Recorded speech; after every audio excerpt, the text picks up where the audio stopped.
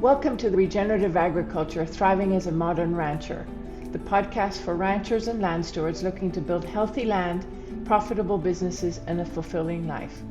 Join us as we explore regenerative practices and holistic management to help you thrive in today's ranching world.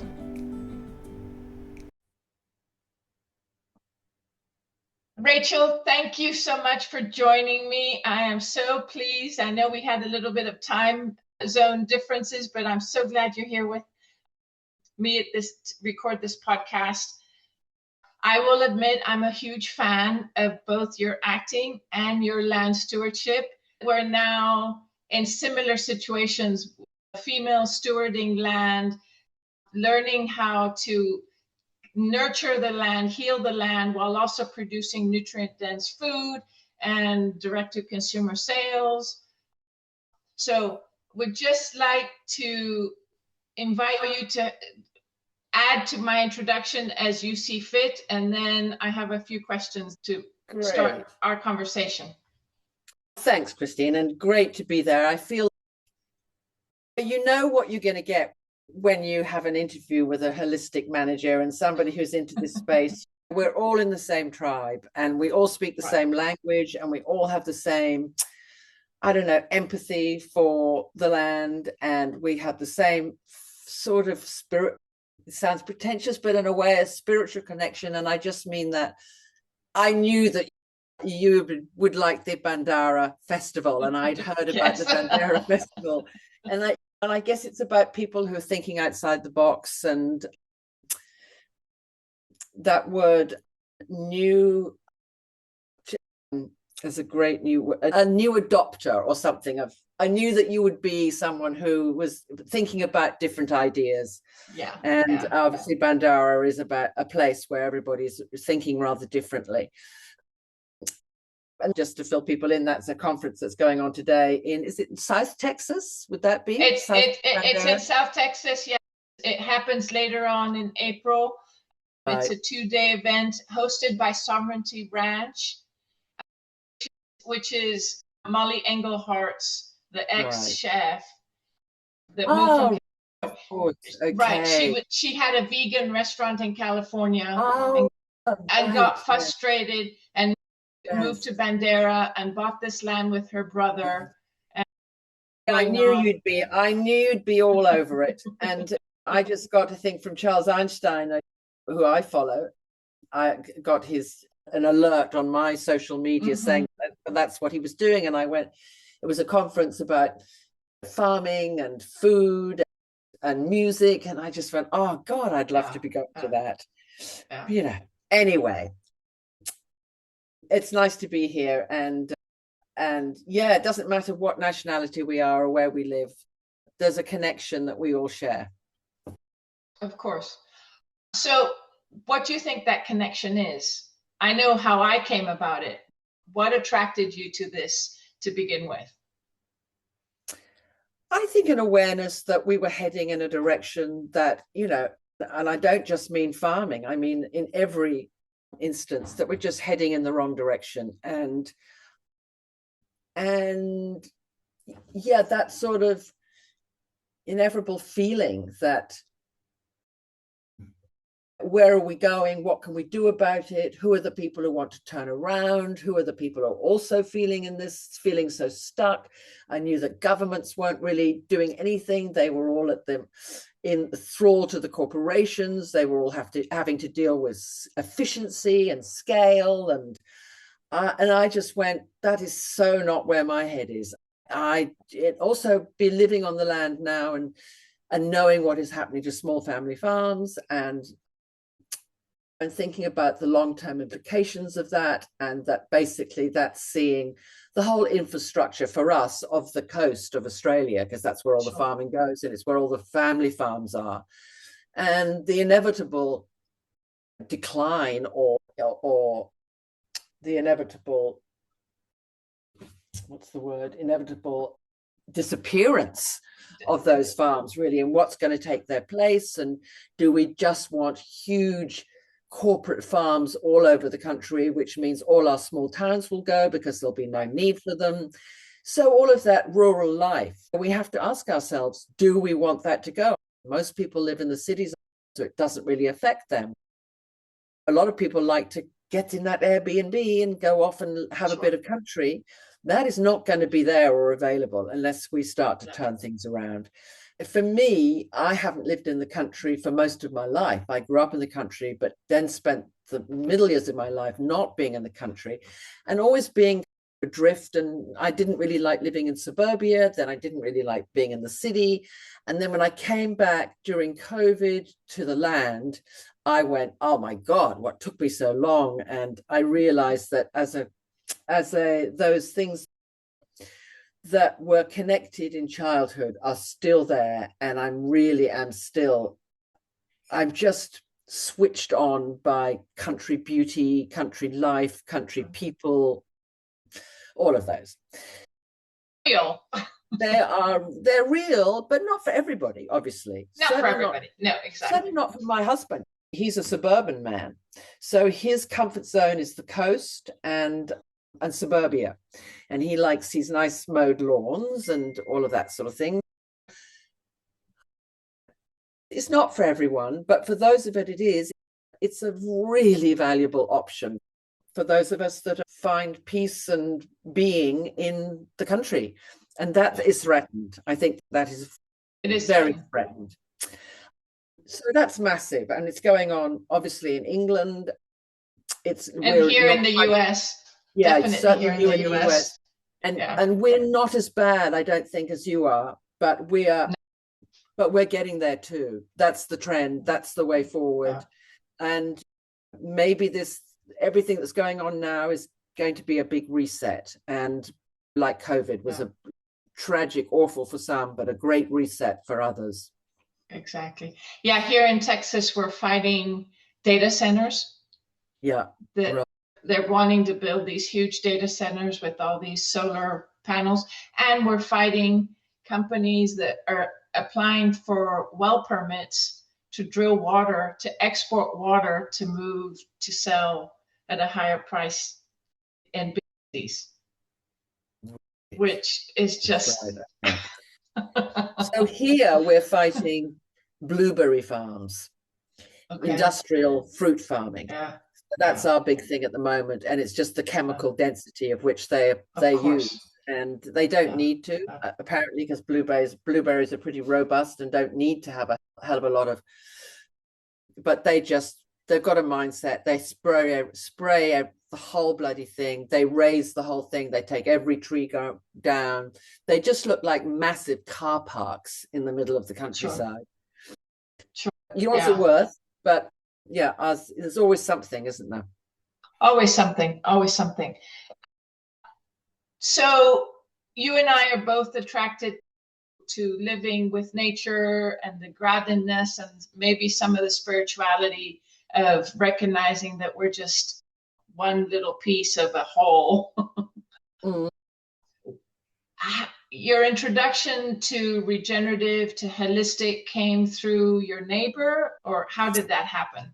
A sort of confluence of things. I was part of something which was called the 2019 Summer Fires, which were a massive event and basically raised a lot of forestry down the coast from about where I am, which is mid New South Wales, all the way down to the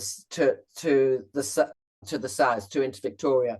So they were massive, those fires. And my neighbor, who was about 100 meters up the road from me, her house was burnt down. So I was very convinced my house was going to go, and all of my land was burnt and all of my fences were burnt. So that was a big wake-up call to be part of that, to see that. And we were right at the beginning of it too. So we didn't know how big it was going to get, but it affected our community hugely. And then I had a grandson, a new grandson, and I read, which certainly awoke me to what was in store for him. And then I read something called Call of the Reed Warbler by an Australian. Beautiful book. Yeah, Australian beautiful author, book. Charles Massey, who I just went, oh my God, what people have been doing this, and not the whole world has taken up this thing. They understand that this is out there and we're not all doing it. So there was that. And then finally, what was the other thing? Oh, yeah, Mick, my neighbor, completely in synergy, was awakening pretty much at the same time. And he is an unusual man because his father was completely a conventional farmer, and he's spent his entire life, he's half my age, but he'd spent his entire life as a conventional farmer. And he woke up to the fact that he had 4 kids and his farm was not going to be producing in the same way that it was producing for him, and he had to turn around and do something about it. And he just saw the inevitable decline of his land. And he went off and he educated himself, and he got right into the whole regen ethos. And then we came together at the same time, and he was managing my farm at the time, and he said, do you want to take this on? And I was doing, yes. I wasn't sure that I even wanted to have cattle, because I was certainly hearing the stuff that cattle were part of the problem. And I was going, no, why don't we just do trees or something? Anyway, he convinced me that this is the way to go. And then I read the Charles Massey book, and yeah, it was a no-brainer. And it became a very interesting thing to be part of, because of course I'd only had male farm managers. I'd only seen men on tractors. When I grew up on a farm, there was always men in there. The women would maybe feeding a poddy calf and doing the books, but that was about it. So I couldn't see what my role would be, and I had no skills to offer. So yeah, it was really the confluence of all those things that made me go on this adventure, which is what I've called it, this fabulous back to the land, back to me adventure. Isn't it though? Yeah. In your documentary, Rachel's Farm, you share your experiences with gaining these skills, and that at one point you were banned from driving any equipment. Yeah, I was. I felt very impotent with the whole climate change avalanche coming, and I didn't really know what to do. I didn't think we were doing nearly enough, each of us individually. I knew that we had to change radically. And so I got to a point when I went, the 3 ways that I can be more potent in this area. And one was, I have a farm, I can change the way I farm. 2, I was a filmmaker, I could film it. And 3, most importantly, I was a consumer, and I could start paying attention to my food dollar and what I was buying and how I would encourage this way of farming sheerly by how I bought my food. And that's with the supply chains the way they are, that's been a challenge, but it's where my advocacy has really come into play now, but we'll get there. Good. Holistic management came about because Mick knew about it. I know in the documentary you share that you felt you wanted to understand things better, so you purposely went out seeking education. How did holistic management become part of that education? The holistic management became part of it because there was a course down the road that was being done on holistic management. So It was convenient. We have another one, which is RCA, which is Resource Consultancy, something or other, which is also a very good course. And I met Brian, who is our mutual friend, and he was taking the course, and I then met a lot of other people. The greatest thing I got from the other course was a community. So it was in my area. And so I then, you then knew who were the people, who was your tribe in your area. Sure. And you found people who were thinking like you. And that tribe has only grown. And when you move to the country, you start again with your social group and everything. So it's in my social group here is just out of land management and people who are regen farming and thinking the same way. So we are very boring to anybody else who's not in this place. And actually, I did an interview the other day, and the woman in the interview said that I spoke very stridently, and other people have called it passionately. She put it stridently, and that she couldn't get me off the subject of bulls or fencing or whatever it was. It's probably I love true. it, but I agree. To most Yeah. people, when I was in my corporate career, which was commodity trading, they didn't want to hear about the chicken processing I was doing or select birth a calf. Yeah. My children would put their fingers in their ears when I'd started, but I got through to them because one of them now has this brilliant business that she's doing. The Good really, Farm Shop. Yeah, the yes, Good Farm Good Shop. Farm She's Shop. doing fabulous work. Yeah, she's doing fantastic, where she has ready-made meals that are owned, where she only uses regeneratively farmed food and organic. And it's really taken off. There's a lot of people out there, of course, who want to know that their food is pure. They want to know that there's not, and they also want to know that the animals are treated well. And yeah, there are a lot of people on the same page. Anyway, so she started that, and then my son has subsequently returned to the farm. So he's also farming. He's farming chickens. And so they did take their fingers out long enough to hear the sense of what I was banging on about. And that's great. Yeah, so it helps. And that community is so important, because I know I'm in East Texas and I'm relatively new here. I've only been here 6 years, so they still call me that foreign organic lady. Yeah. And slowly but surely, I'm finding those that are doing regen. Not very many are managing holistically, but I'm working on that. But right. The feeling of isolation, especially because it's just me. I don't have a partner. It's me, myself, and I'm managing this. It's been very important for me to build that community. I love hearing that you have that community there. Yes, I do. And interestingly, the men that I found in this community are particularly, I don't know, they're particularly wonderful, because that's such an unusual thing for them to make that shift from the conventional to this. And it takes a type of man that can do that and is open to that. And it happens to be a particularly wonderful kind of man that certainly appeals to me. I found that I've got these friendships with men in my community that I never had before, which has been great. And also, we haven't really got to the part about it being the regen and the holistic management being so suited to a woman's sort of psyche and ability and sort of natural attraction. But I have to say that I have found I do need help, because I don't have the strength. I'm 68 and I can drive the tractors and all that these days, but I don't have the strength in my hands for the PTO. Do you have that? Yes, I have the same problem. And doesn't know, the PTO is a part of the attachment that anything you might need to put on the tractor. And the PTO is completely designed for a man's hands.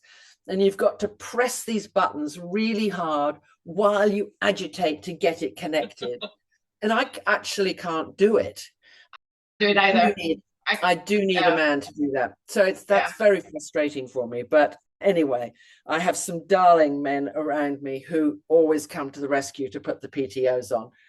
And in the fencing, I also have I'm quite nervous of some of these.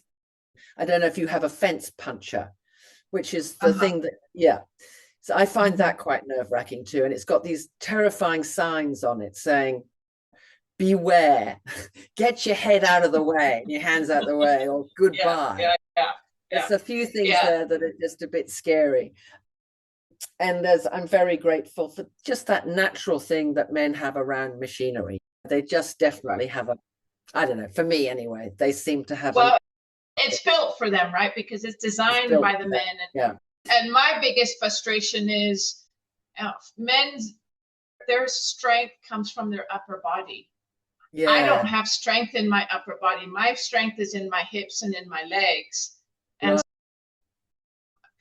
I purposely, and my colleagues tease me all the time, instead of using the step-in post, I use the T-post with the T-post pounder. Yeah, me too. Because I need that ranch fit program to build this upper body strength, because if not, I would be toast. Do you see that picture that in the documentary when I'm on my back trying to disconnect the trailer? That's exactly, my strength is in my legs, so I have to get on my back and use my legs. We find our ways. We're resourceful. So it is my opinion, Rachel, and you can agree or disagree. You've mentioned the men that understand this way of management and stewardship. They understand that they need to relinquish control, and it's more about the relationship. It's about the give and take, right? It's about, I'm going to try, and then I'm going to feel the resistance. And if there's resistance, then I'm going to back off. And so it's a relationship based understanding that we're just here to steward rather than to take control and be extractive about it. Yeah. Yes. So you're talking about control over land, not each other. Yes, over land. Yeah. Thank you for that clarification. Yeah. I think it's that they do like to control. I've often wondered about this thing, why women are such horse lovers, why women ride so much. And I feel that women don't mind having something that they can't completely control between their legs. And men like to have something they can completely control between their legs. So that's why they like the motorbikes, and they don't like us women are used to that. We're used to having, and we're energized by this thing that we can't completely control. It has been a challenge for me not to be able to completely control it. I've got cattle in this field at the moment. You can help me with this. Okay, so I've got cattle in my field, and they're right beside the house at the moment. I've got horses in those fields too, so it's quite eaten down. And I'm also about to plant a multi-species, so I've gotten the grass right down. And we have in my area, and you probably have it in Texas too, really long grass. We've got something called Soteria, which in the summer goes ballistic. It goes up to 7 feet tall. It's like elephant grass. And once it gets that tall and it seeds, the cattle don't really like it. And come winter, it is their fodder. It's what they have to eat. And so in the summer, I do slash, and they do love that when it comes up sweet, and they can feast on that for a while. But in the winter, I don't have perennial winter grass. So they've got to eat the long grass. So I've opened a gate to get them into the next field, and I don't have dogs. So I basically have to nurture them in by the promise of something delicious. They do not want to leave my paddock with the short grass, even though they've basically finished it. They don't want to go into the paddock with the long grass. And I can't get them all in. So I've had to leave the door open, and they keep on coming back to my home paddocks. So what do I do about that? And do I just have to make them eat that long grass? Or because we're not in winter yet, but I've got these 3 paddocks of long grass that I'd quite like to slash or get down so they can do their final growth before winter. And I have been doing a lot of research on your amp grazing that you have in America. Yeah. These paddocks are, oh God, the idea of trying to quarter them is a lot. I probably couldn't do that at the moment. I never know with cattle, do you just make them? Yes, you make them. You make them. And part of the reason they're hesitating is if that grass is grown tall, the nutritional quality and the taste has probably been affected, and so it's not attractive to them, right? Their noses are their magnets, right? They can sense when something's high nutrition. That's why when you put them in a pasture, they go and they do inventory, and then they find that high quality grass, and that's what they'll eat first. If you've noticed that. So this is if you need them to be in landscape function, which is what you're trying to do. You're trying to get that grass trampled or grazed. It is a force issue. Yeah. But then go ahead. Mine do a lot of bellowing, like they all do, and they're quite spoiled. I'm understocked because I don't have perennial grasses in winter. I need the land for winter, but I don't need it for summer. So they have a smorgasbord in summer. But this grass has been kept. I probably grazed it twice this year, and it's got very long. But how do I know when they're genuinely hungry, when I genuinely have to move them? Or will they just go on eating? I suppose I could just keep them in there for as long as I wanted. You can, until they get it all. They're just like children, right? When you take them to a buffet, they're going to do what they like first until you saying, no, you can't. So this is what we need to do with them. And with respect to, are they getting, that's where you look at the gut fill. You know, on the left-hand side, do you know about gut fill? Yes. Where it swells, where you can see the where it swells just before the hip bone. I know I'm not calling it right, but that's where you can say, are they getting the forage they need or not? Well, I feed mine something called Megamin pretty much daily. So they have their mineral quotient because we're very low in phosphorus and a few other minerals. So they're getting that. They're not necessarily getting their protein because it's so lignified at the moment. Right. So they're getting a lot of energy. So you're probably seeing that in their manure. Yeah, it's not certainly not stacking yet. It's still pretty runny. Yeah. Okay. Yeah. Okay. What about urea? Do you use urea in winter? Because you don't have I don't. No, I haven't. I have colleagues that have done, but I don't because I try and stay with the American grass-fed standards. Right. And the whole reason I'm doing this is because 23 years ago, I realized that the food I was eating was what was causing my symptoms. So my protocol is work with nature as much as I can. Right. I don't deworm.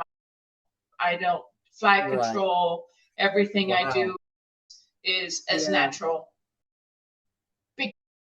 Because we are what we eat, right? Yes. Yeah, I do the urea in winter because we have no grass in winter at all, and it feeds the microbes in their guts. Sure. So it's a way of getting them hungry enough to eat it. And I just don't know how they'd be without. And I put it in with molasses, so they have their protein as well as they have a bit of urea in there. And I also feed them a protein meal. Yeah. I shared before we started recording, but I'll share again. Within 2 years of being on this property, which I had to move because of a divorce, I was able to triple my carrying capacity, but it was always in function of grazing management, monitoring the ecosystem function.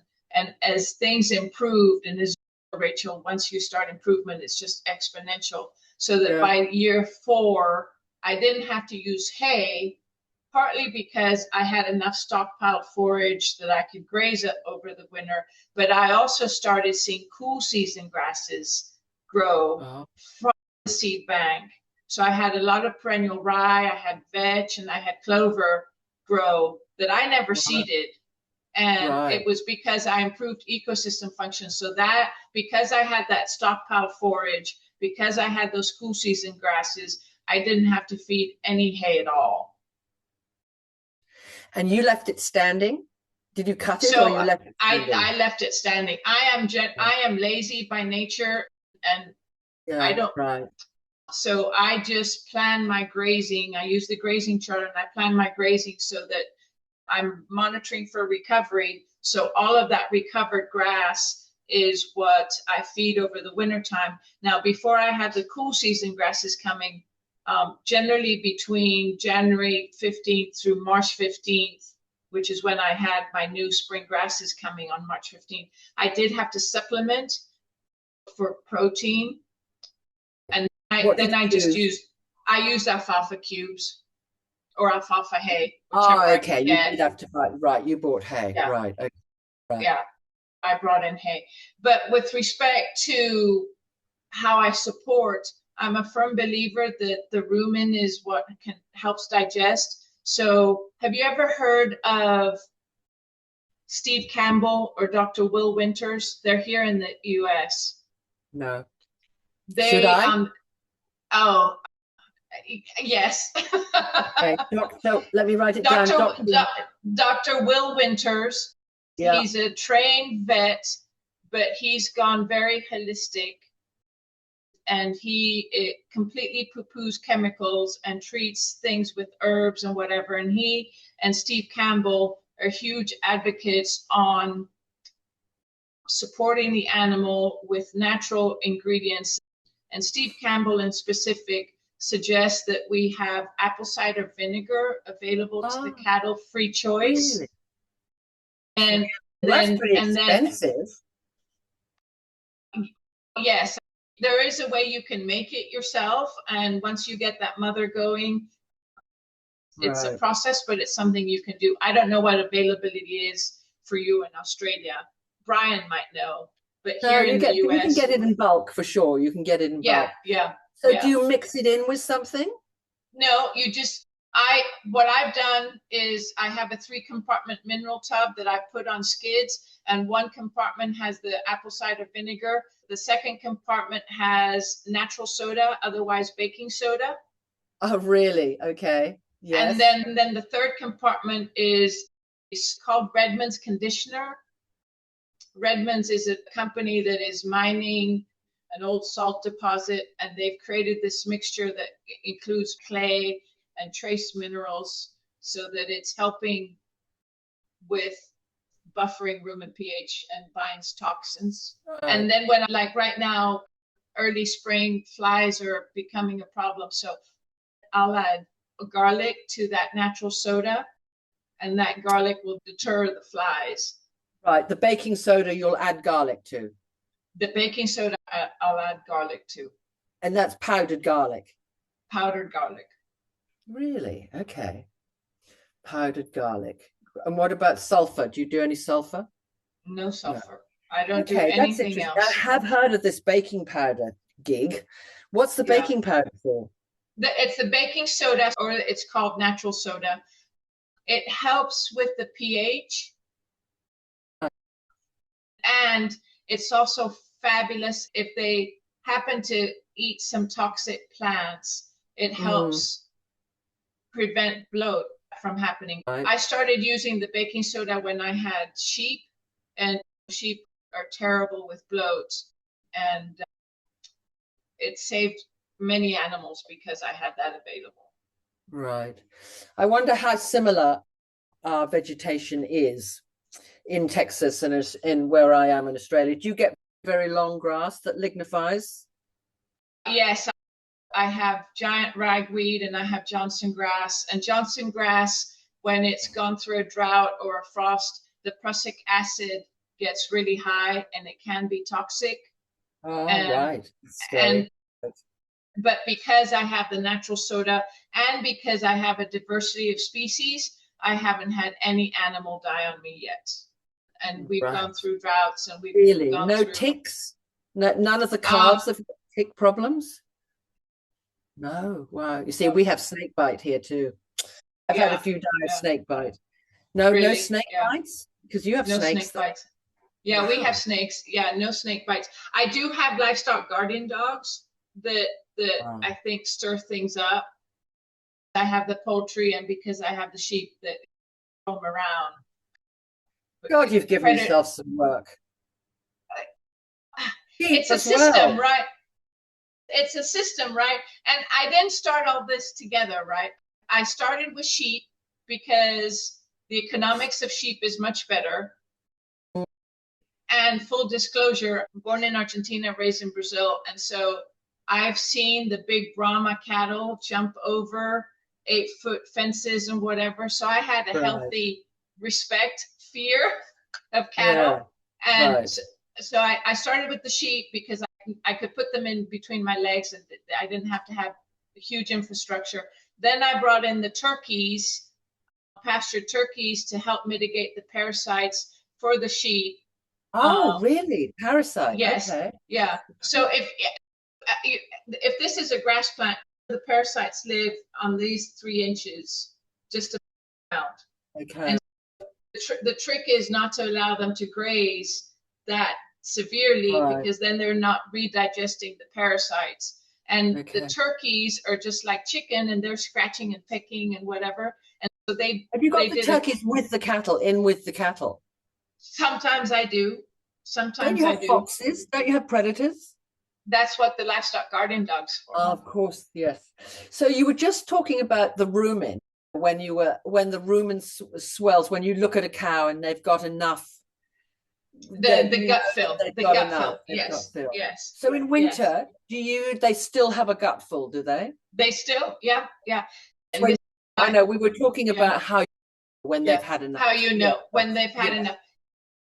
When you're rotating them from one paddock to the other, and a paddock is a subdivision within a pasture, if you're moving them daily, you're checking them when you move them to see how their gut fill is. And if it's indented, then you give them more area the next paddock, and so forth. So what are you giving them each day, and how many cattle do you have? I am, like you, understocked. Cattle prices here in the US are just ridiculous, and it's too expensive. I am actually custom grazing some cattle from a friend of mine who's in South Texas and had no grass, and I made an offhand comment, send them to me, and he called me, he says, can I send you cattle? So I've got 20 head, and the size of the paddock is going to be based on what's available. Some of these animals that I'm custom grazing, I have a bull with them, so I'm conscientious that they need to be on a rising plane of nutrition in order to get good breed back. So I'm giving them more selection. So I'm focusing on performance rather than landscape. When I'm in landscape function, that's when I come in and do the high density grazing. Move them often. I am getting into springtime, so that means fast growth. So I'm having to move them more frequently than I will get into summer. Right. Okay. Are you creating paddocks, or are you keeping the animals in the pasture for a period of time? No, I am moving, but I'm not moving as often as I recognize I should. What happened is, before I started the regen, the holistic management, I had 30 paddocks in about 350 hectares. And then Mick and I started increasing paddocks and making the paddocks smaller, so I had greater herd impact.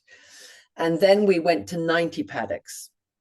Then I had another manager who wasn't really passionate about the regen thing, and she was managing and she didn't live that close, so she wasn't around to move the cattle as much, and I was still doing a bit of directing, and I wasn't entirely on the farm.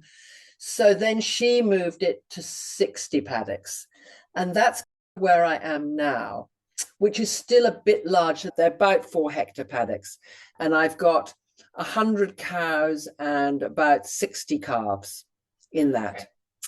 And basically I need to halve those paddocks, and I need to move them each day. But some of those paddocks are just, I was thinking about the paddock to move, and I just said, oh my God, that's a massive one I've got to move there. And some of the paddocks are easier because they're oblong, and I just put the thing down the middle. These ones are, it's quite a process to put the electric electric thing up.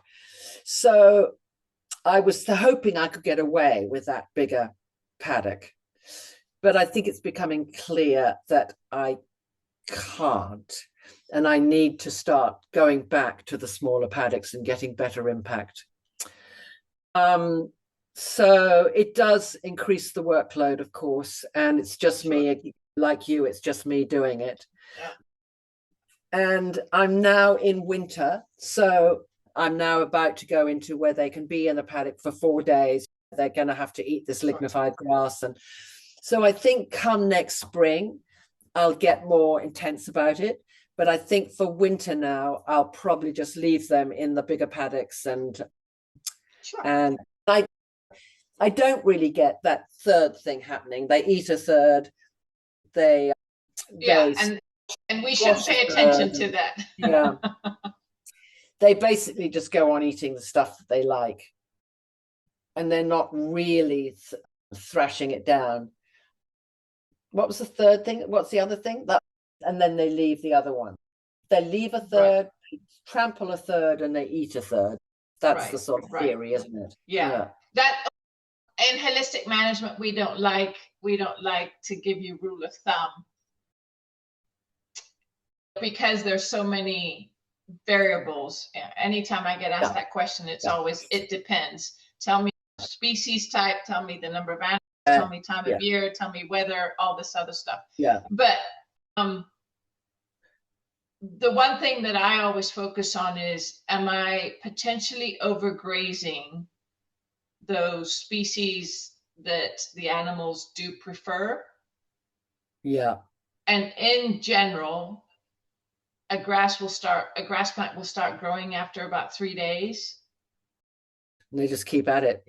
And if they grows a little bit, they keep going back. And so then you do have a tendency of overgrazing that grass plant. But meanwhile, the rest of it is just growing away. Exactly.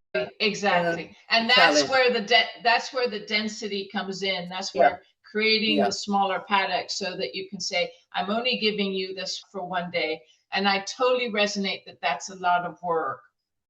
One of the things that I was very smart about when I moved out here was, as I said, I'm lazy by nature or efficient, depending on how you want to talk about it, and wearing a lot of hats. I knew I couldn't do everything that I should do.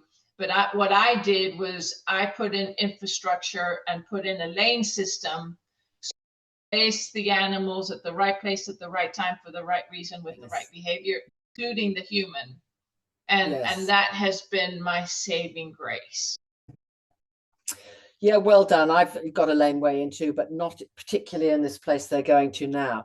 But let's talk about what's become my obsession now, is how we facilitate the chain link between, for those of us who are farming in this way and being stewards of the land, and those in urban centers that get the idea about the kind of meat that we produce as a result of it, and the difference, and who are, obviously we're excluded necessarily.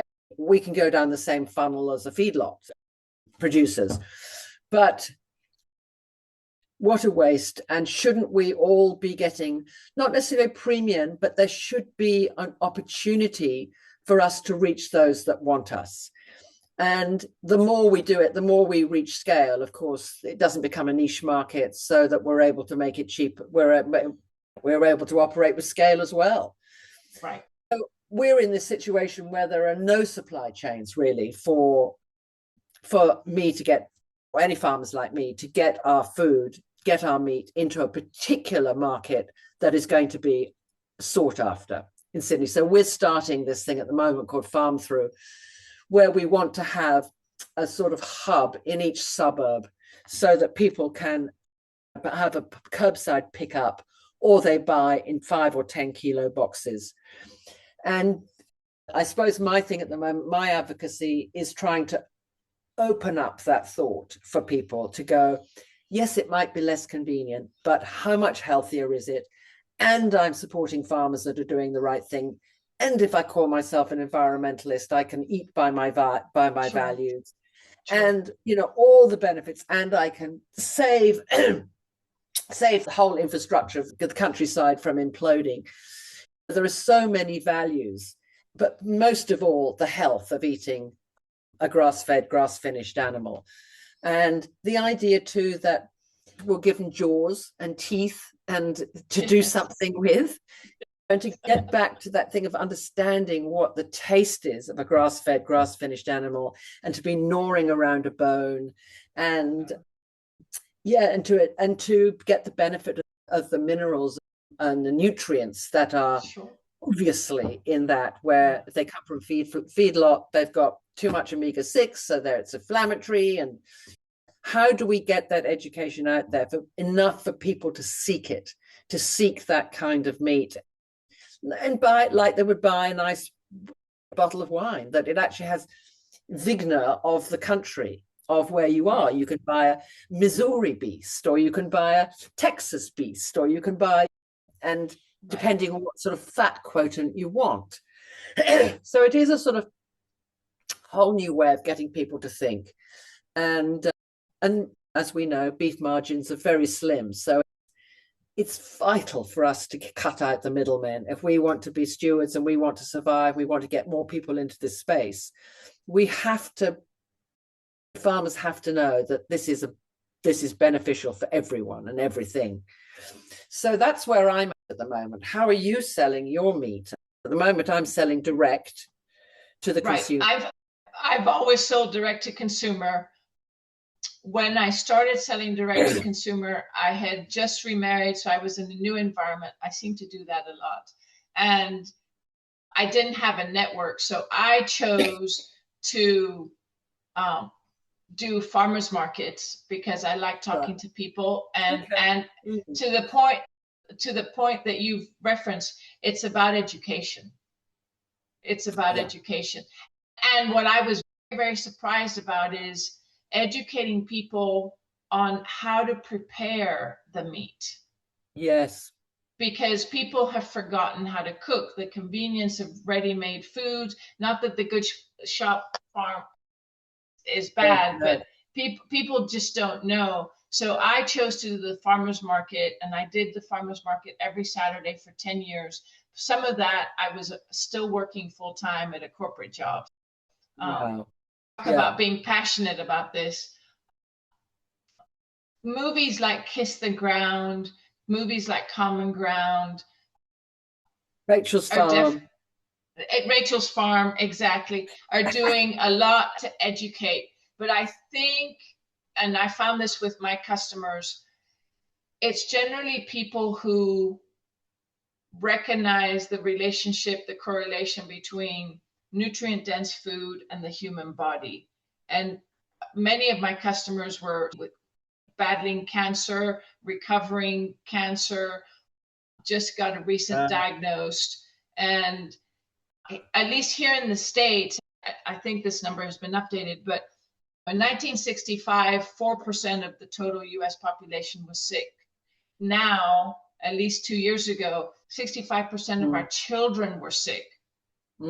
And so the cost of medication, the cost of healthcare is starting to wake people up to say something's wrong.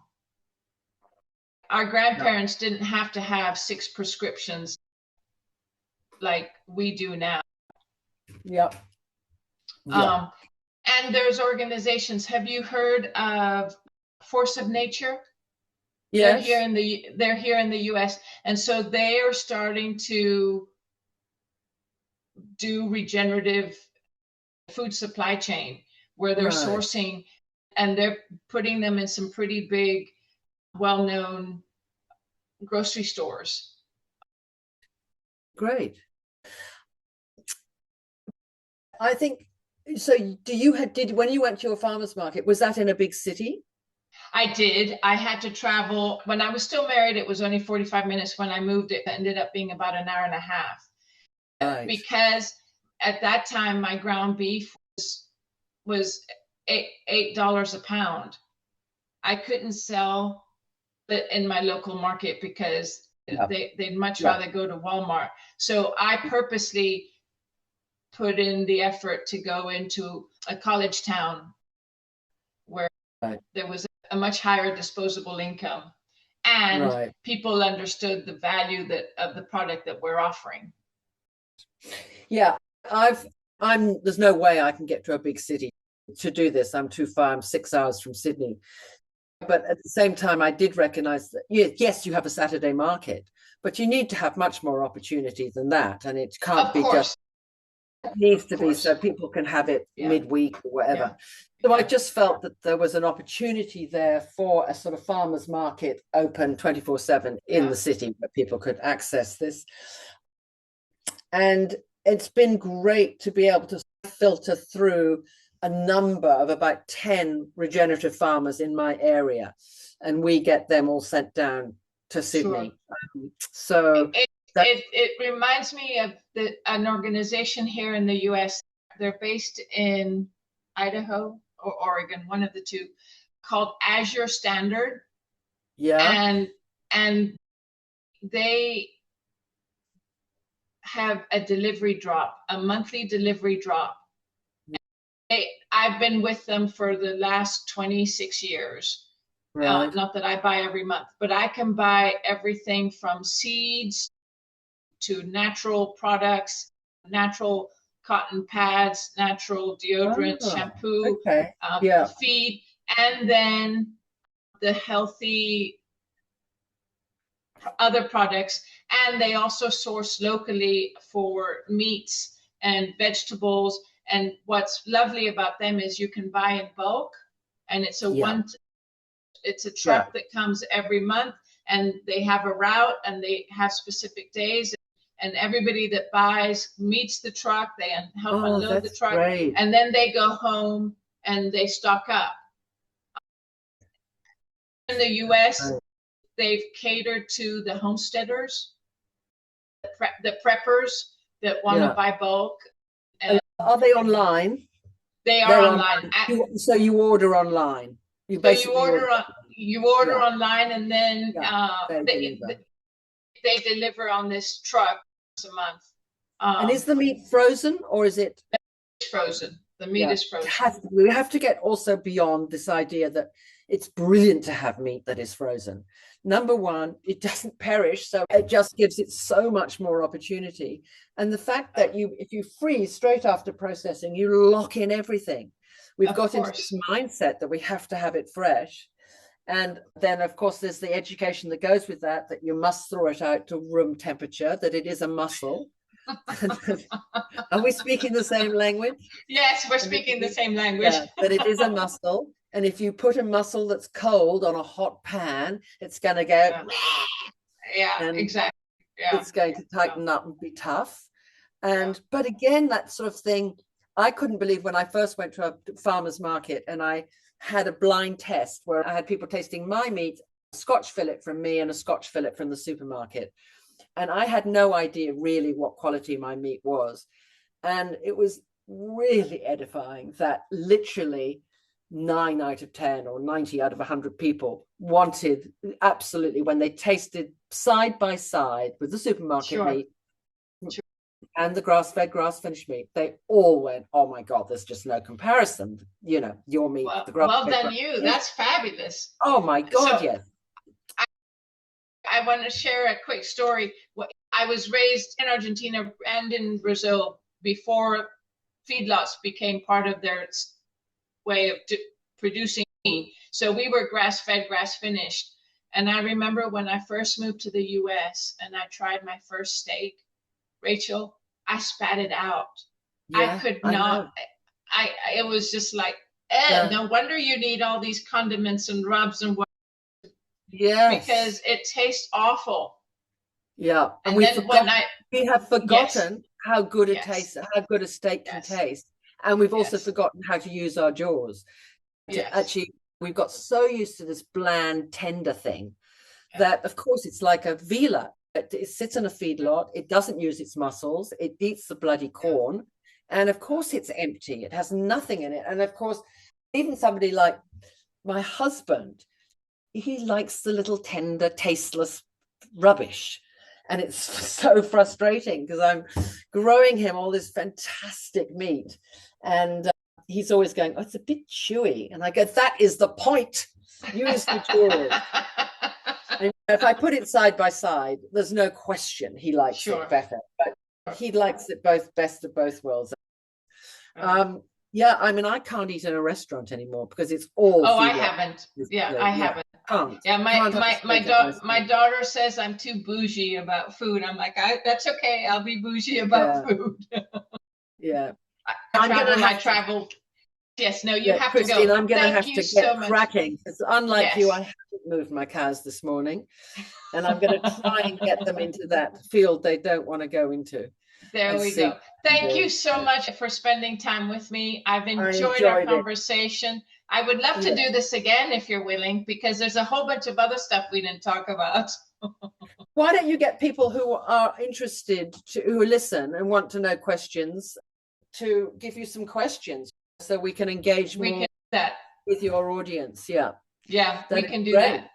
Sure. Okay. Let me make a few more mistakes and get a few more stories in between. You're a great storyteller. Good on you. Thank you, and good for you. Thank you. Okay. All right. Bye-bye. See ya. Bye. Thanks for listening to Regenerative Agriculture, Thriving as a Modern Rancher.